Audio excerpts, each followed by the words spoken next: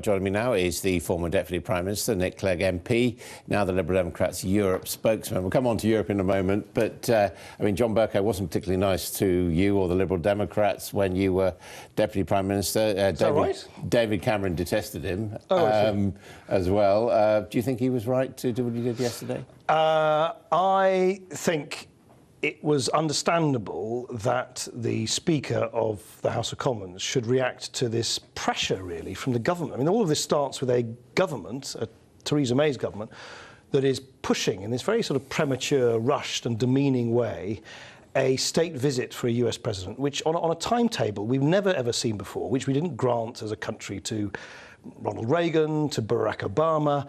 And I think John Bercow's pretty unconventional statement to the House yesterday, which clearly divided opinion and has now created this sort of spluttering indignation from the Conservative bench. You've got to remember why this started. This started because our Prime Minister, I think in a very ill-advised and misjudged way, rushed across the Atlantic, having lost all of her friends on the other side of the Channel in Europe, to sort of sidle up next to a president who's proving, unsurprisingly, as a president, to be similar to candidate Trump. But you see, in a sense, that is the point, isn't it? That we are leaving the European Union. You're obviously against that. But we don't have many friends in the world, and we've never had a president like Donald Trump before. Clearly, this probably matters to him more than it would have done to an Obama. So why not make the offer and stay cosy with him? Because I think it would have been much more sensible, given quite how controversial and, frankly, in some cases, unacceptable the words of Theresa May herself. A lot of Donald Trump's statements were before he became president. It would have been sensible, in view of his record prior to being elected, that the British government waits a bit to see how he actually behaves as president. Now, I am mystified why so many folk in the Conservative Party and their supporters in the press are sort of still hoping that Donald Trump, the president, will be a completely different creature to Donald Trump, the candidate. He's actually the same man. And here's the key thing, and this is where it comes to the Bercow announcement and the role of Parliament and a state visit. Donald Trump's worldview, whatever you think of him personally, whatever you think of his other views, his worldview is diametrically opposed to the strategic long-term interests of the United Kingdom. So it's very curious to roll out the red carpet in such a premature way for him. But that's the issue. This is about what people think of him personally. I mean, Bercow brought up racism and sexism. And the point about state visits is they are the representatives of countries.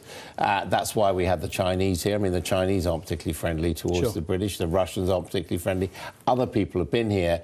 And in a sense, what's happening is what used to be the formal, if you like, a matter of protocol, is now becoming personal dislike of Donald Trump. No, look, I think in this weird post-truth world we're now in, I agree with you. All the old rules and all the protocols and all the old taboos are collapsing one after the other.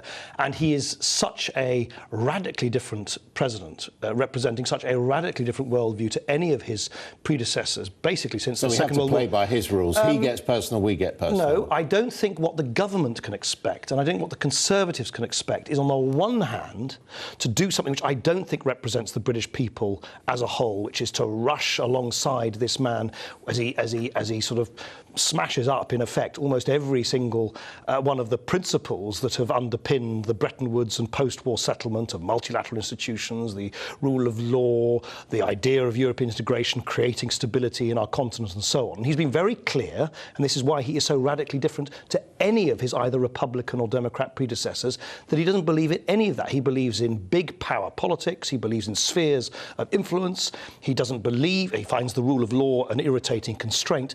Now, all of those things, in my view, pose a real problem for the United Kingdom. So we should push him away? No, we should be much more cautious and tentative in our relationship. Of course, it's right to have a relationship with the world's most important economy, and it's still its sole military superpower. But how you do it, I think, is tremendously important. And rushing at this breakneck speed to roll out the red carpet, to get the Queen involved, to extend. But we've done it now, because we can't withdraw it, can we?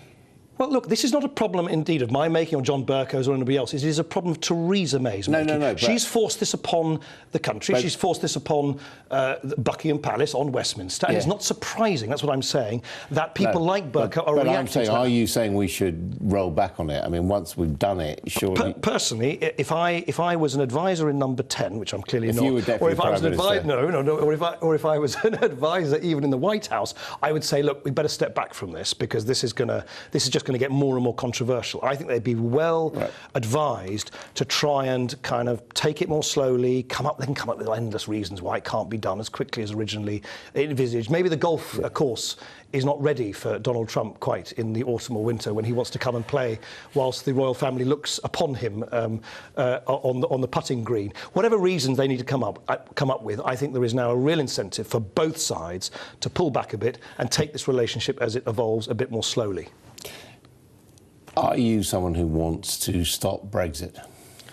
I personally have not in any way changed my view that the long-term interests of this country are best served for the United Kingdom in the European Union. So is it, in your view, right to resist the will of the people? That's what we keep on being told. So I think it would have been wrong for Parliament last week to have sort of, blocked Brexit altogether, but I think it would... Although you voted against it. Well, let me explain. Yeah. What we voted against is something which the government does not have a mandate for, is to impose a hard Brexit, one which yanks us out of the single market as well as the rest of the political institutions of the European Union. The government has no mandate to do that. And also, I think it is essential that we do, funnily enough, what people like David Davis and other Eurosceptics used to advocate, which is give the British people a say at the end of the process, much as they, of course, initiated the process in the first place. In the absence of that, of course, it was right to vote against it. I mean, all the amendments went down last night. The government looks like it's going to get through this bill unscathed. Will you vote against it? Yes, yeah, you absolutely, because I think the government is now operating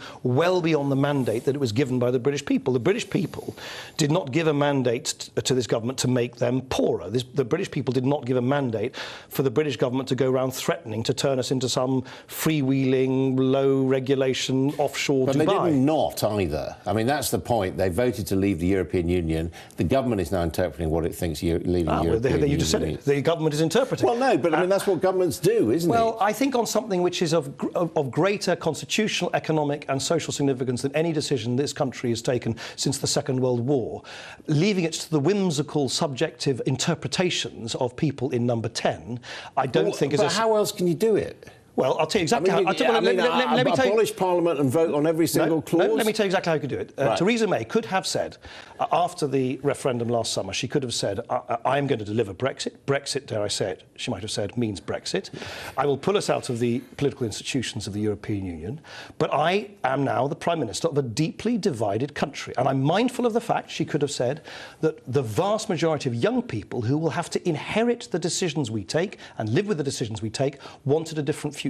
That is why I'm going to disappoint arch Remainers like Nick Clegg, but I'm also going to disappoint arch Remainers like the Daily Mail and John Redwood and the rest of them. I'm going to plot a middle course, and I'm going to do that by making sure that we don't throw the single market baby out with the bathwater. Exactly. She's not done that, and in my view, in doing so, she's not violated any mandate, though. She's just interpreted the logic of controlling borders and not making contributions to the EU. She's taken the hardest of hard interpretations of the outcome of the referendum. Now listen, if 70% of British people on the 23rd of June had won, if young people who actually have to inhabit the future which we're now moulding for them, all as one or overwhelmingly felt that we should leave the European Union and do so in the most uncompromising manner, people like me would not have a leg to stand on. That is not what happened. And what I think what is extraordinary is the way that history is, and of course the victors in politics can always do this. They have the pen to rewrite history, and they're busily rewriting history. If you listen to some of the splenetic stuff from the Brexiteers, you'd imagine that the whole country voted for Brexit with the exception of Ken Clarke and myself. It was a much more evenly divided outcome, and I think as a Prime Minister, the responsible thing, particularly when you know that Scotland, Northern Ireland, our capital city, London, voted otherwise, is to plot a more moderate course towards Brexit. Nick Clegg, thank you very much indeed.